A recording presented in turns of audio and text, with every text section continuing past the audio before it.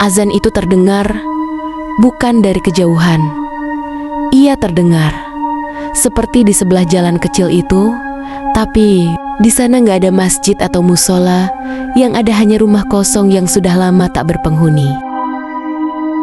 Gang tempat tinggalku tidak pernah benar-benar sepi. Siang hari dipenuhi suara motor, anak-anak berlarian, dan ibu-ibu yang mengobrol di teras. Namun ada satu rumah yang selalu sunyi bahkan ketika semua rumah lain hidup. Rumah nomor 17. Cat kremnya mengelupas seperti kulit terbakar matahari. Jendelanya tertutup rapat dengan tirai usang. Tidak pernah ada lampu menyala, bahkan burung pun tidak pernah bertengger di atapnya. Orang-orang menyebutnya rumah kosong.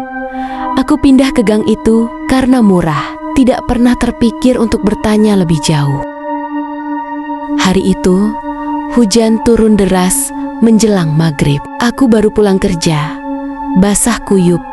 Langkah kakiku melambat saat jam di ponsel menunjukkan 17,59. Lalu terdengar azan. Allahu Akbar. Aku refleks berhenti. Arah suaranya salah. Bukan dari musola ujung gang. Suara itu muncul dari depan, tepat dari rumah nomor 17. Aku menoleh. Pagar masih terkunci. Gelap, tidak ada gerakan. Namun, azan terus berkumandang. Nadanya datar, berat, dan tidak bergelombang seperti azan manusia. Seperti dibaca tanpa napas. Aku mempercepat langkah. Jantungku berdegup tidak karuan. Di belakangku, suara itu terdengar semakin pelan. Seolah kecewa, aku pergi. Keesokan paginya, aku bertanya pada Bu Ratna, pemilik warung. Ibu dengar azan dari rumah kosong semalam. Tangannya yang sedang menuang teh berhenti. Kamu dengar juga? Tanyanya, nyaris berbisik. Berarti itu bukan halusinasi? Bu Ratna menatap sekeliling, memastikan tidak ada orang lain. Dulu, sebelum rumah itu kosong, katanya pelan, setiap maghrib selalu ada azan dari sana, padahal musola dekat. Terus kenapa ditinggal? Bu Ratna tidak langsung menjawab. Ia hanya berkata, kalau malam ini kamu dengar lagi, jangan buka pintu. Malam itu, aku sengaja tidak menyalakan lampu depan. Aku duduk di ruang tamu, menunggu. Jam dinding berdetak keras. 17,58, 17,59. Lalu suara itu datang. Bukan dari luar, melainkan dari dalam rumahku. Allahu Akbar. Aku membeku. Suara itu terdengar dari arah kamar belakang. Suara pria dewasa. Berat, tapi terlalu dekat. Aku berdiri perlahan, mengambil senter. Cahayaku geser ke lorong kosong. Namun azan terus berlanjut. Aku sadar sesuatu yang membuat kakiku lemas. Suara itu tidak menggema. Ia seperti dibisikkan langsung ke telinga ketika kalimat azan selesai. Rumah menjadi sunyi, terlalu sunyi. Sejak malam itu, aku mulai sulit tidur. Setiap menjelang maghrib, dadaku terasa sesak. Pada hari keempat, aku memberanikan diri menatap rumah nomor 17 saat azan berkumandang. Dan aku melihatnya. Ada sosok berdiri di balik tirai. Jendela bukan jelas, hanya siluet tinggi, kurus, dengan kepala sedikit menunduk. Tangannya terangkat ke telinga. Ia sedang azan, yang membuatku hampir pingsan. Gerakan bibirnya lebih cepat dari suaranya. Seolah suara itu datang dari tempat lain. Aku menemui Pak RT malam itu juga. Wajahnya langsung pucat saat aku menyebut rumah nomor 17. Kamu jangan dekat-dekat, katanya tegas.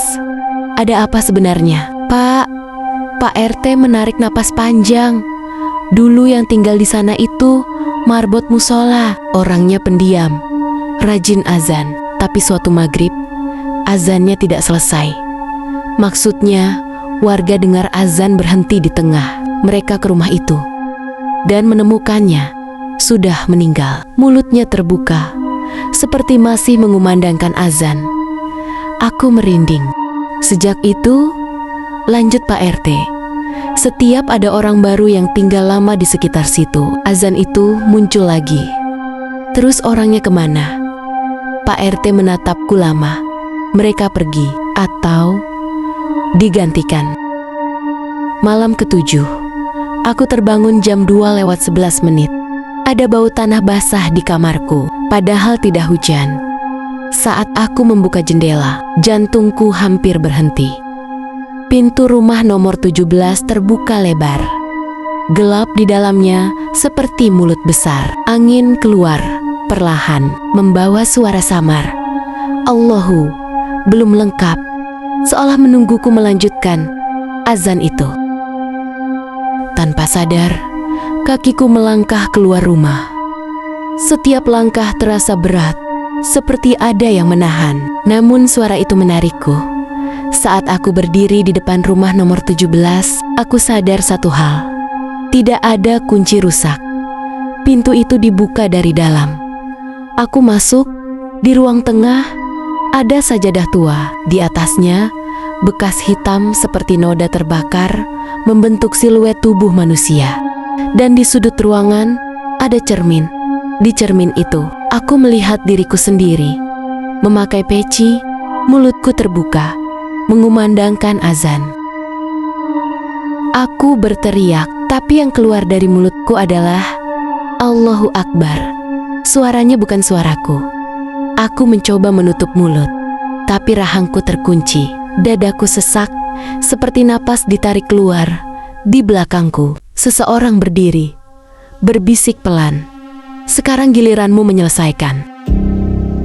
Jika kamu membaca tulisan ini, itu berarti azan maghrib hari ini terdengar lebih dekat dari biasanya. Jangan cari sumbernya. Jangan jawab kalau azan itu berhenti tiba-tiba, karena itu jebakan jin jahat. Karena rumah kosong itu tidak pernah kosong sesungguhnya.